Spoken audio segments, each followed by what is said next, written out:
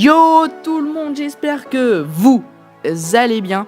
Aujourd'hui on se retrouve pour ma première vidéo sur ma chaîne YouTube.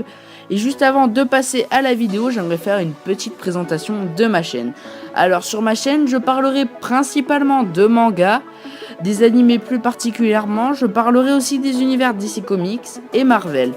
N'hésitez pas à mettre dans les commentaires ce que vous avez pensé de la vidéo, les points positifs comme les points négatifs. Je vous remercie d'avance et vous souhaite une très bonne vidéo. Vous l'aurez donc peut-être compris en voyant la miniature, aujourd'hui nous allons parler des mangas. Un manga, qu'est-ce que c'est?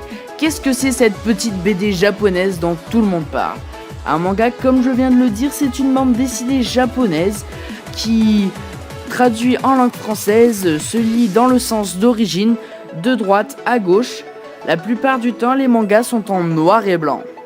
Les mangas ont fini par donner naissance à une expression graphique à part entière, au même niveau que les comic books aux États-Unis et la BD franco-belge en Europe. Il existe 3 grands types de mangas. Pour commencer, nous allons parler des shonen. Les shonen sont destinés aux garçons de 10 à 15 ans. Ils encouragent l'adolescent à développer des énergies positives, le courage, la persévérance, l'amitié ou encore la confiance en soi. La plupart des récits mettent en avant un héros juvénile auquel le lecteur s'identifie facilement. Mais il possède aussi un talent caché qui lui permettra de se dépasser et d'accomplir de grandes choses. Le lecteur est immédiatement plongé dans l'action. Les auteurs optent d'ailleurs souvent pour une mise en page qui exalte les prouesses de leurs personnages. Il existe différents shonen, par exemple Dragon Ball, Bleach, Naruto, One Piece. Il en existe d'autres, mais nous en parlerons dans mes futures vidéos. Nous allons maintenant parler des shoujo. Ce terme signifie jeune fille. Le shoujo s'adresse aux écolières, collégiennes, lycéennes. Il y a un peu l'équivalent du shonen mais destiné à un public féminin. Les récits abordent des sujets variés tels que la musique, le sport, l'école, la mode avec souvent des histoires d'amour. La plupart du temps, ils sont réalisés par des auteurs féminins. Ce genre possède évidemment ses propres codes graphiques. Les personnages sont longilignes, au visage finement détaillé. Ils offrent une grande créativité en matière de mise en page.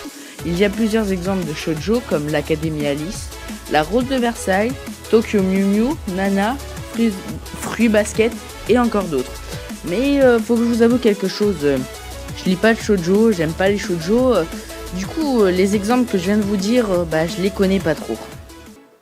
Nous allons maintenant parler de la troisième et dernière catégorie qui se nomme les hentai.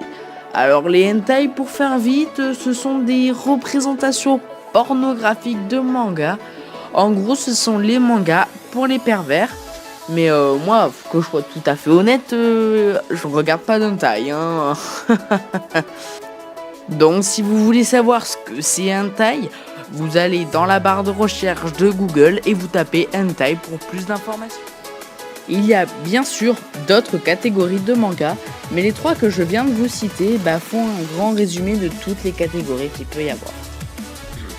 Et donc on arrive à la fin de cette vidéo, j'espère que celle-ci vous a plu. N'hésitez pas à lâcher un petit like ou vous abonner à la chaîne, c'est gratuit, ça fait toujours plaisir et ça me motive à continuer. Et donc je vous dis à la prochaine fois, salut les mangas.